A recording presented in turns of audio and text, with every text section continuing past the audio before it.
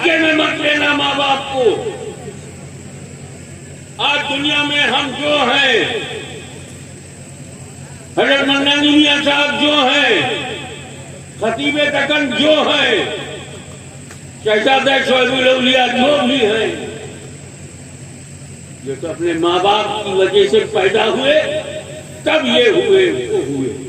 कोई मुहद्दिस आज़म हुआ, कोई मुजद्दिद आज़म हुआ, कोई मुफ्ती आज़म हुआ, कोई फकीह आज़म हुआ, लेकिन ये माँ बाप के पैदा होने के बाद कोई इंजीनियर बना, कोई डॉक्टर बना, कोई किसान बना, कोई कारोबारी बना, कोई बिजनेसमैन बना, कोई एमएलए बना, कोई एमपी बना, कोई प्रमुख बना, कोई प्रधान बना। अरे कब बने? जब पैदा हुए। तो बीवी से नहीं पैदा हुए हो, माँ बाप से पैदा हुए हो। तो बीवियां तो दर्जनों मिलेंगी, अम्मा नहीं मिलेंगी।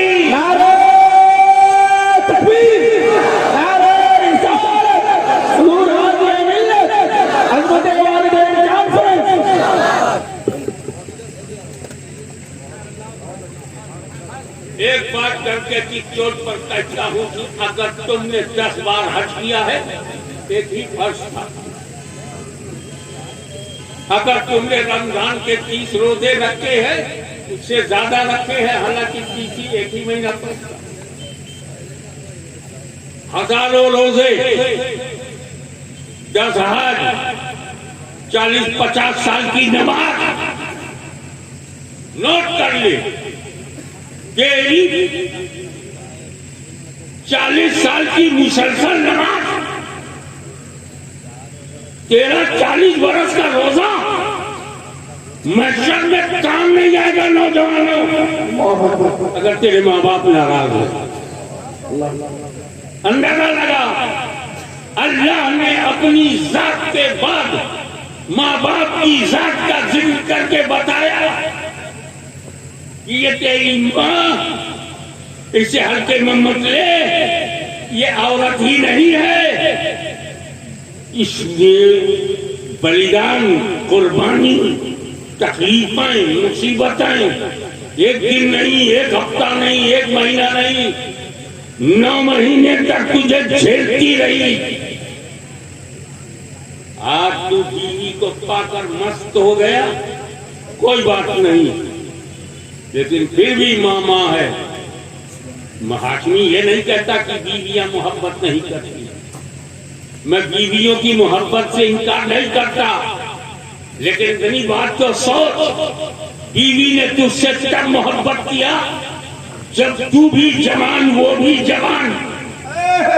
बीवी ने तब मोहब्बत किया जब तूने खाने के लिए रोटी, रहने के लिए घर और पहनने के लिए कपड़ा दिया। तब बीवी ने तुझसे मोहब्बत तब किया जब तूने उनके लिए जेवरात बनाए, दागीना बनाया, सोना चांदी लाके दिया। तब लेकिन माँ ने तुझसे मोहब्बत तब किया है जब पैदा होके तू हिल नहीं सकता था, बोल नहीं सकता था, एक बेकार टुकड़ा था, गले से जो लगाए उसे माँ कहते हैं, और जो मर्द से काम चलाए उसे बीवी कहते हैं।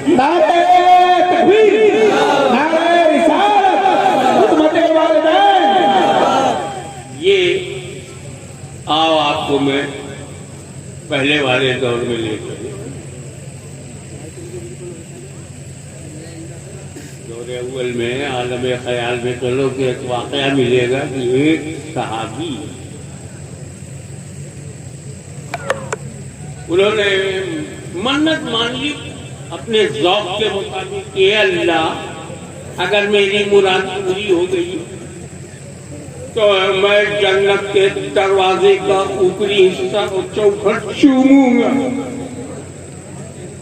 अरे सहाबी भी समझता था कि चूमना हराम नहीं है,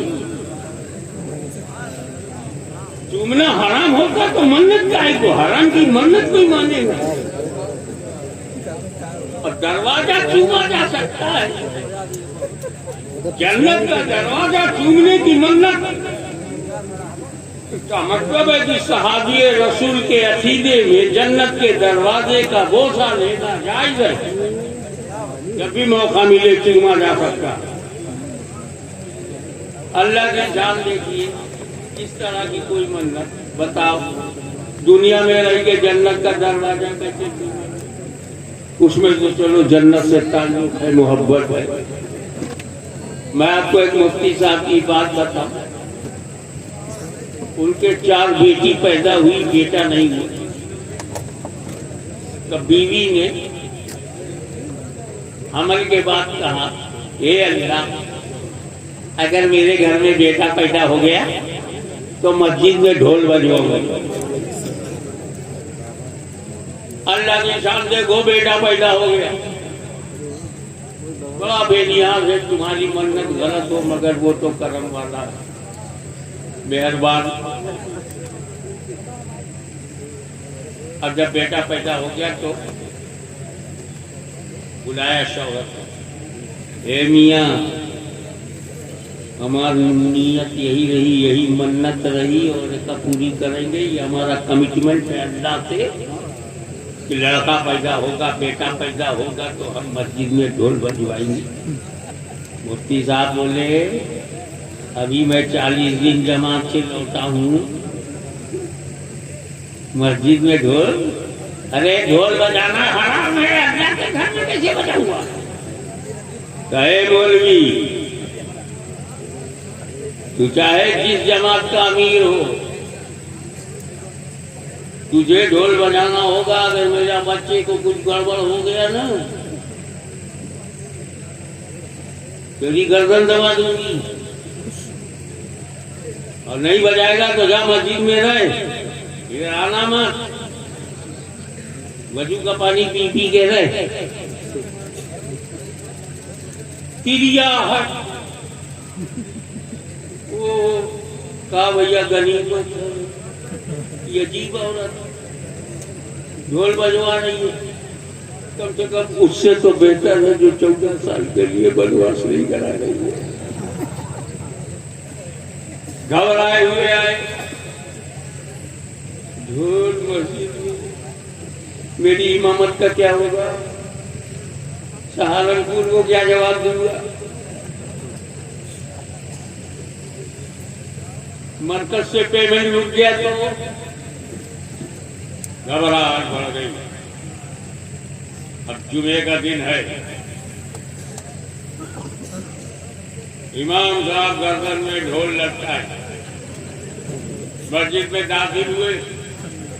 जमातियों ने देखा ये क्या रूप है, मौलाना गले में ढोल,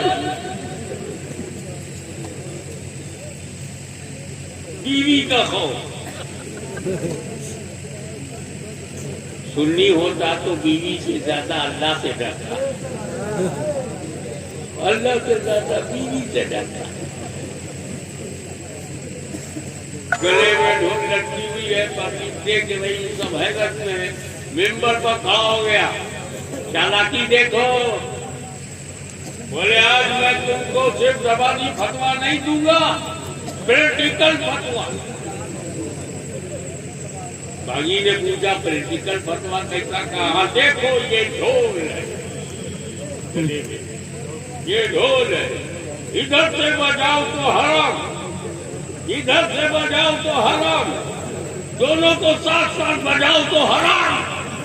ढोल बज गई, मन्नत उतर गई। गले शैतान का ये शैतान का डब्बा है, उसे तोड़ दो। सारे नमाजी खुश हुए कि आज प्रैक्टिकल फतवा दिया। और बीवी से कहा, क्या मैंने ढोल बजा दिया है, ये तो वहाबी था, मगर उसने जो मन्नत मानी वो सहाबी। मोहब्बत में, दूसरे हकीकत में, जन्नत पसंदी में, क्या विल किस द डोर ऑफ पैराडाइज। अब जब होश आया, मुराद पूरी हो गई, चूमू कैसे? तो हर मर्ज की दवा है सल्ले अला मोहम्मद। सीधे नबी करीम के पास गए, या रसूल अल्लाह, मैंने ये मन्नत मानी थी कि अगर मेरा ये काम हो गया तो मैं जन्नत का ऊपरी और नीचे की चौखट चूमूंगा। अब सरकार जन्नत है कहाँ, उसका दरवाजा कहाँ, मैं जन्नत जाऊं कैसे, चूमूं कैसे, आप ये जन्नत में पहुंचा दो ताकि मैं मन्नत पूरी कर लूं। सरकार ने पूछा क्या तेरे माँ बाप हैं? अल्हम्दुलिल्लाह, मेरा बाप भी है, मेरी माँ भी है। सरकार ने कहा तेरा काम हो गया, घर जा अपने बाप का माथा चूम ले और अपनी माँ का कदम चूम ले, जन्नत का दरवाजा चूम लिया। ये है माँ बाप। एक और शादी का मामला, आखिरी वक्त है, जबकि कुरान में है कुल्लन वादल्लाहुल हुस्ना, अल्लाह ने सारे सहाबियों से जन्नत का वादा कर लिया। कुल्लन, कुल का कुल, एवरीवन, ऑल सहाबा, विदाउट एनी एक्सेप्शन। मगर एक सहाबी का हाल ये है कि आखिरी वक्त है, कलमा पढ़ना चाहते हैं मगर मुंह से कलमा निकल नहीं रहा। सोच तू कहां, सहाबी कहां। जब ये खबर रसूल पाक तक गई, एक बंदा है जो आखिरी वक्त है, कलमा पढ़ना चाहता है, मुंह से कलमा नहीं निकल रहा है, तो रसूल पाक ने पूछा क्या इसके माँ बाप हैं?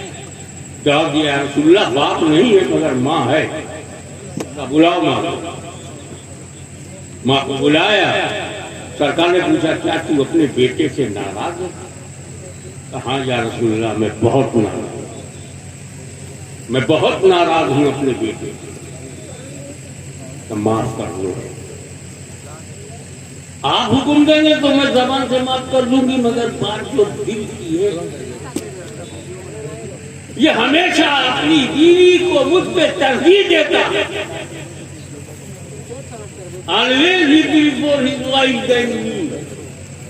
हमेशा ये प्राथमिकता देता था बीवी को, उसकी बात मानता था, मोहल्ले वालों की बात मानता था, मुझे नहीं मानता था, मेरी बातों को रद्द करता था, मुझे बहुत दुख देता था।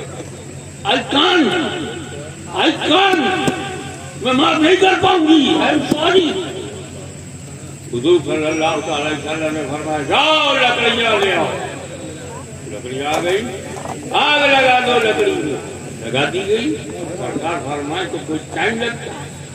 जब शोले भर के हुजूर ने कहा जा इसका बेटा लाके इसी आग में डाल दे। ममता तड़प गई, या रसूलल्लाह मेरी आंखों के सामने मेरे बेटे को जलाइएगा। क्या हुआ है तुझे? इस मामूली सी आग में बेटे को जलता हुआ नहीं देख सकती तो जहन्नम की आग में जलता हुआ कैसे देखेगी? और या रसूलल्लाह मैंने माफ किया, मेरा खुदा माफ करे, आप माफ करे। इधर मां ने माफ किया, उधर वो कलमा पढ़ने लगा।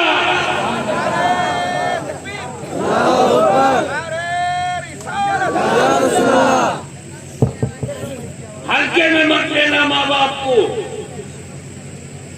आज दुनिया में हम जो हैं, हजरत मन्नानी मियां साहब जो हैं, खतीबे दक्कन जो हैं, शहजादा शोएबुल औलिया जो भी हैं, ये तो अपने माँ बाप की वजह से पैदा हुए, तब ये हुए वो हुए।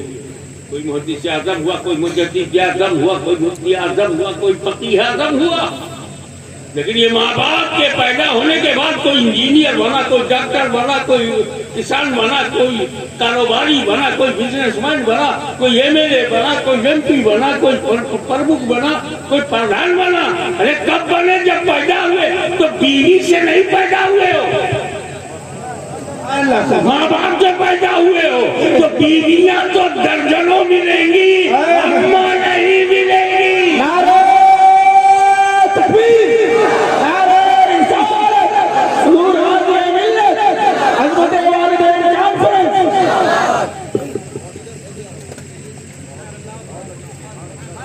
एक बात करके की चोट पर कहता हूँ कि अगर तुमने 10 बार हज किया है, एक ही फर्ज था।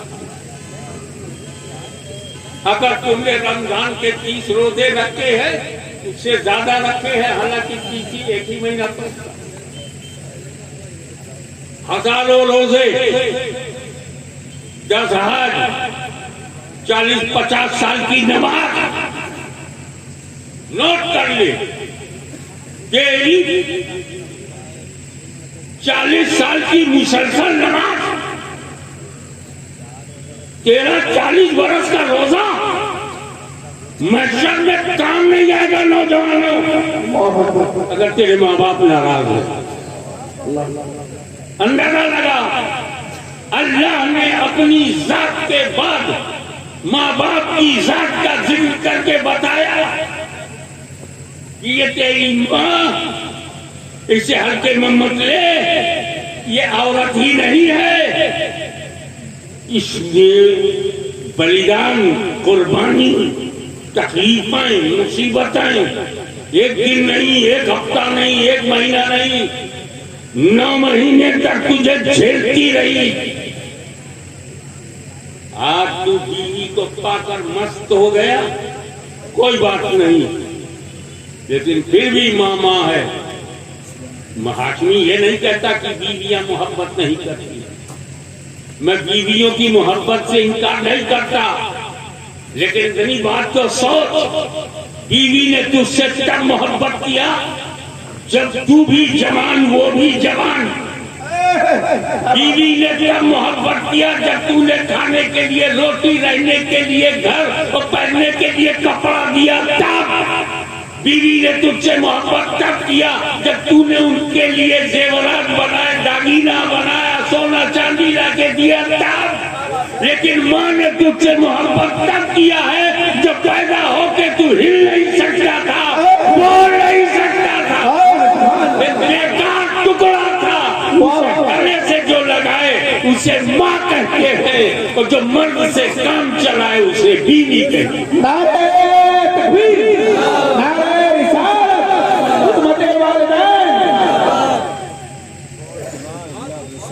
एक बात और बता दूं, एक साहिबे रसूल जवान हुजूर सल्लल्लाहु अलैहि वसल्लम के पास आए, या रसूल अल्लाह, मेरे अब्बा की एक आदत है, मैं परेशान हूँ। अब जो अपने दिल की बात थी सरकार को खोल के बता देते। या रसूल अल्लाह, मेरे अब्बा की आदत ये है, जब कभी आते हैं घर में, मेरी पॉकेट में हाथ डालते हैं, जितना चाहते हैं रुपया निकाल लेते हैं बिना इजाजत, विदाउट परमिशन, और ये अक्सर करते रहते हैं। वो कहते हैं ना, मैं फ्रेंडअप हो गए, जो मुंबई से कनेक्टेड है उन्हें मालूम होगा मैं करता नहीं है।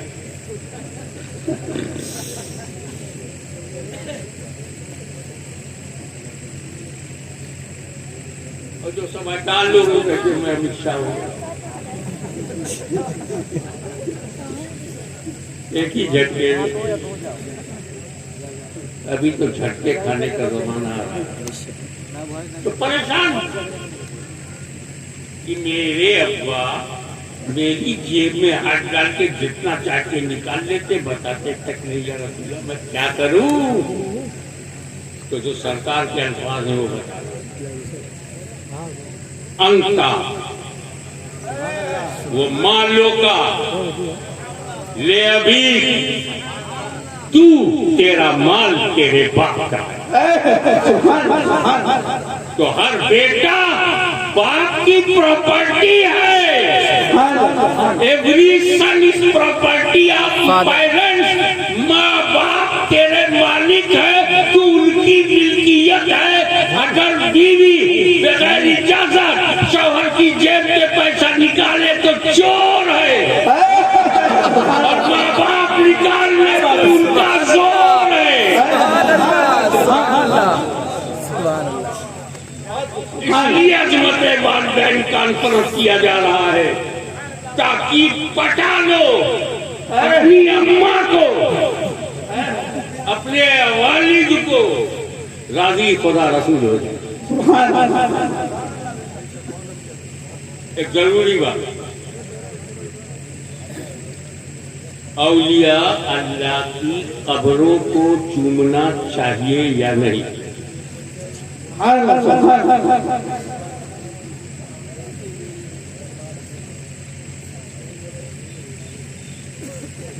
ज्यादातर फुक़हा का इरशाद गिरामी, जिसमें हमारे इमाम अहले सुन्नत भी शामिल है, इमाम अहमद रज़ा बरेलवी भी इसमें शामिल है। फिर 4 फीट 5 फीट दूर खड़े रहो, हाथ बांधे रहो, अदब से रहो, अपना होर देखो, काका होठवा से गुजरा, कोई लायक है कि अताए रसूल को चूमे? कोई इस लायक है कि आले रसूल को चूमे? अपनी स्थिति, अपनी हालत को ले तो बोले आखिरपन नहीं चूमे। एक बीच का रास्ता मैंने निकाला कि कब्र ना चूमो, गलाब उठा के गलाब चूम लो, कब्र दो लो। अगर भाड़ास निकालना ही है, जी में आता है लिपट जाऊं मज़ारे पाक से, क्या करूं है मेरे अरमानों की खातिर एहतियात। एहतियात की वजह से मैं मज़ार से दूर खड़ा होता हूं। तो गौसे आदम की मज़ार चूमने पर चला है। अक्सर फुक़हा कहते हैं नहीं चूमना चाहिए, बात फुक़हा कहते हैं चूम सकते हैं, क्लियर कर सकते, मगर मेजॉरिटी ऑफ दी फुक़हा अदब सिखाते हैं। इख्तिलाफ है चूमे की न चूमे। जिन लोगों ने शिद्दत से कहा है कि अदब करो, अदब, चूमना मत, किसको? गौसे आज़म को, गरीब नवाज को, महबूब इलाही को, सैयद सालार मसूद गाजी को, मखदूम समनानी को ना चूमो।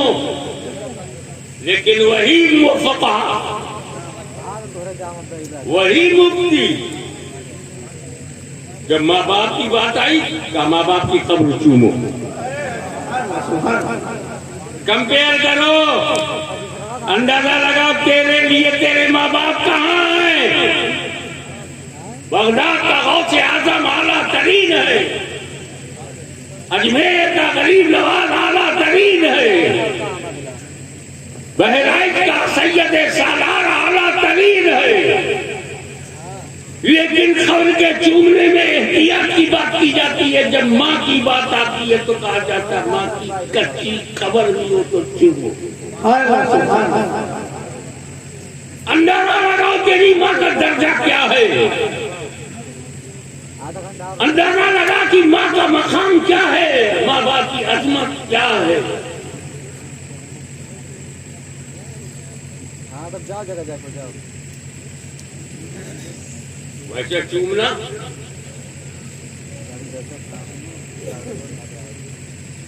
कुछ भी हो, शिर्क नहीं हो।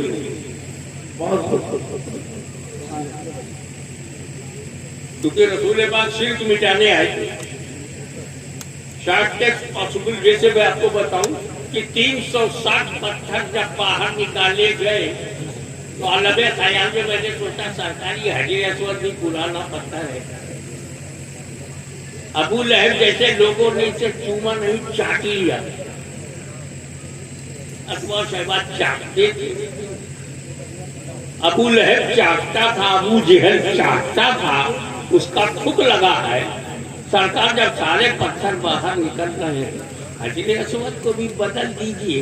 और अब जिब्रील अमीन नाम है तो जन्नत से कोई नया पत्थर मंगवा करके लगा दीजिए। सारे पत्थर क्यों नहीं, संपूर्ण क्रांति 360 पत्थर निकले थे तो हजर असवद भी निकाल देते। तमीज़दार ने जवाब दिया, हाशमी मेरा नबी पत्थरों का दुश्मन नहीं है,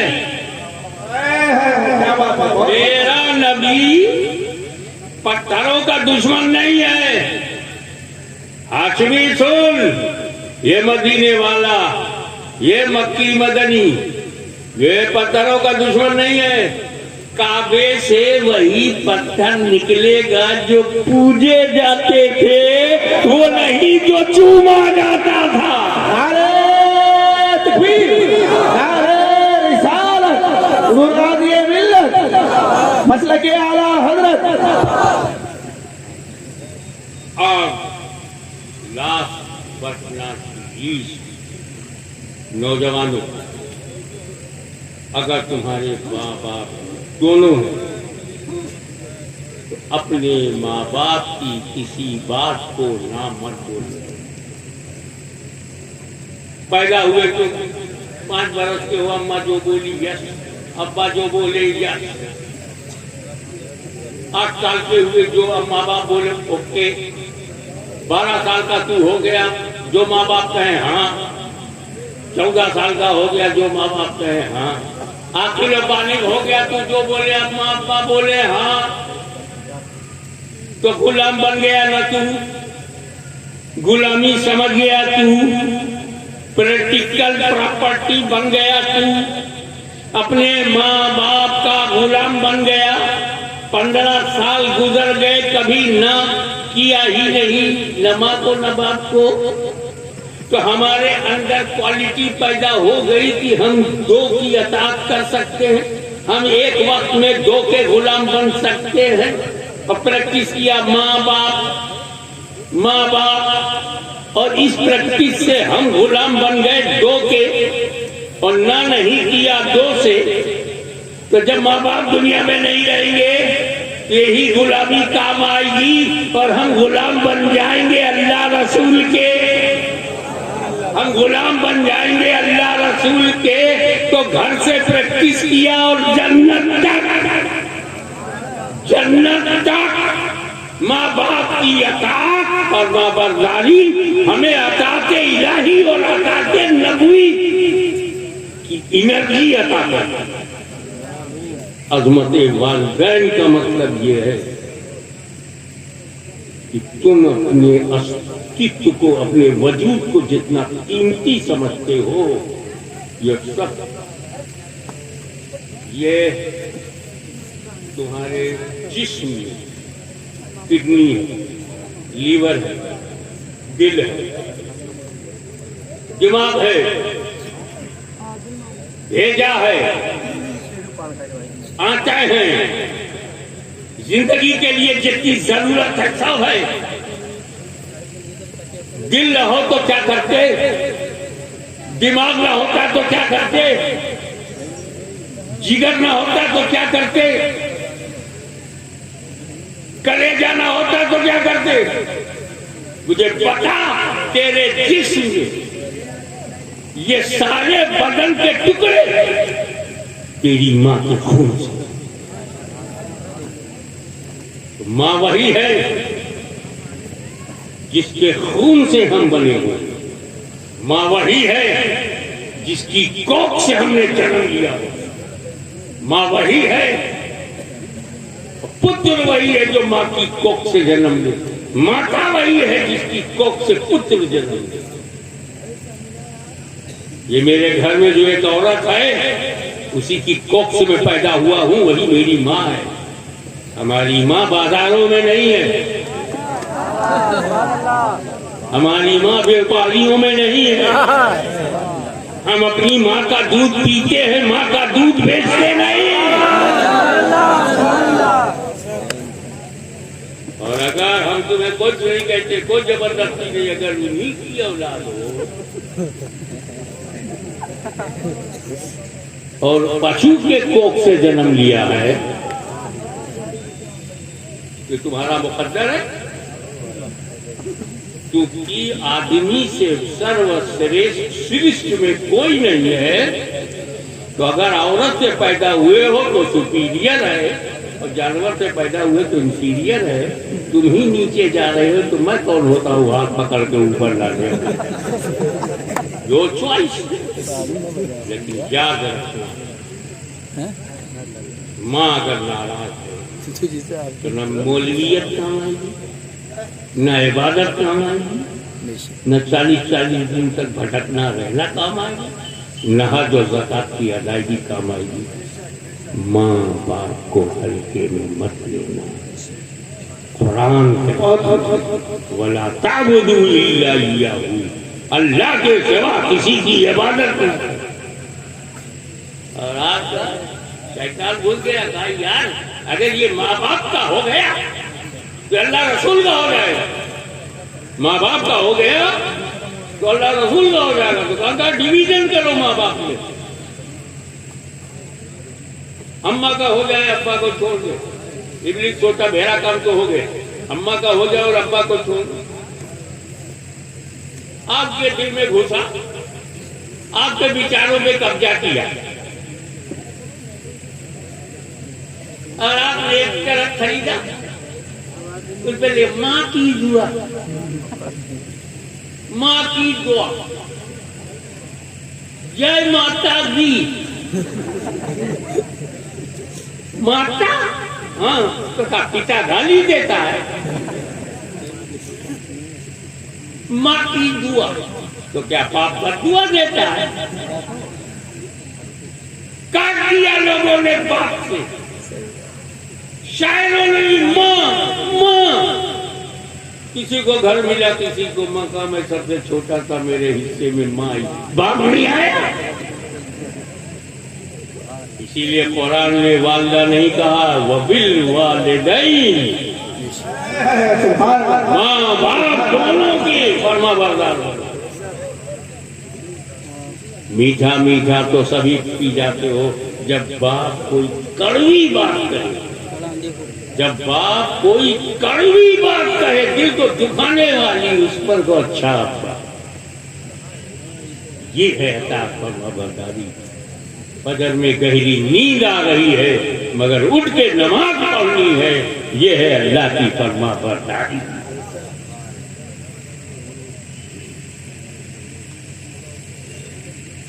हालांकि अगर प्रैक्टिकल लाइफ में देखो पता चल जाएगा कि माँ का हक ज्यादा है, माँ का हक ज्यादा है, बाप की शान ज्यादा। माँ का हक ज्यादा है तो बाप की शान ज्यादा। बाप से लड़ता है, बहस करना। अरे जब तू 1 साल का था तो तेरे दूध के लिए तेरे बाप ने धूप में मेहनत की। जो खेतों में पसीना बहाता रहा वो तेरा बाप, जो कारोबार में नफा कमाता रहा और तेरे मुंह में रोटी डालता रहा वो तेरा बाप था। तेरा कर्जा अदा करने के लिए जो दिन और रात मेहनत करता रहा तेरा बाप था। तुम्हें कॉलेज में भेज करके पढ़ाने वाला तेरा बाप। 2 साल 3 साल दुबई में जाकर के कमा करके पैसा लाकर घर बनाने वाला तेरा बाप। गोला बल्लापुर छोड़कर बंबई कलकत्ते में भटकता रहा तेरा बाप।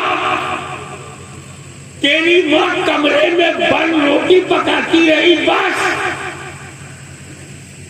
दौड़ धूप करने वाला तेरा बाप, पैसा कमाने वाला तेरा बाप, परवरिश करने वाला तेरा बाप, तरबियत करने वाला तेरा बाप।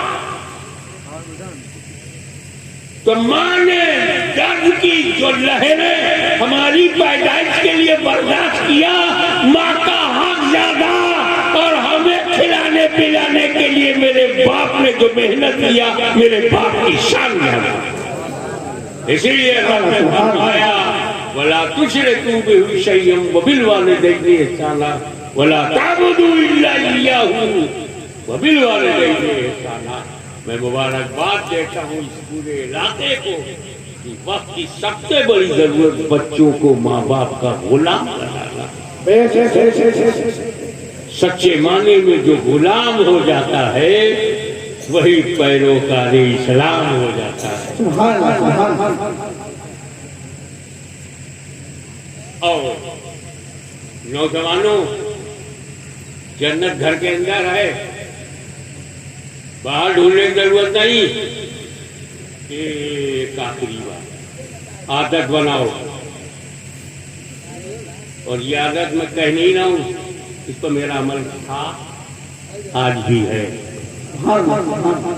मैं अपनी माँ का जब भी सामना हुआ, मैं होठों से अपनी माँ का कदम चूमता था। बीवी भी देख रही है कि मेरा शौहर मेरी सास का कदम चूमे। नूरानी भी देख रहा है कि मेरा बाप मेरी माँ के, अपनी माँ के कदम को छूए। वो अपनी माँ का कदम छूने लगा। तुम अपने माँ बाप का कदम चूमो। कदम चूमने में साइड इफेक्ट अच्छा है, तेरा घमंड जाएगा, बाहर की दोस्ती का असर जाएगा। ये जो बाहर के दोस्त आते, चलो KFC में, चलो बर्गर खाते हैं, चलो कोका कोला पीते, चलो चाय पीते हैं, और ये दोस्त माँ बाप से दूर ले जाते हैं। रोजाना जब तू अपने बाप का कदम चूमेगा, अपनी माँ का कदम चूमेगा, तो 1000 दोस्त भी तुझे बहका नहीं सकते।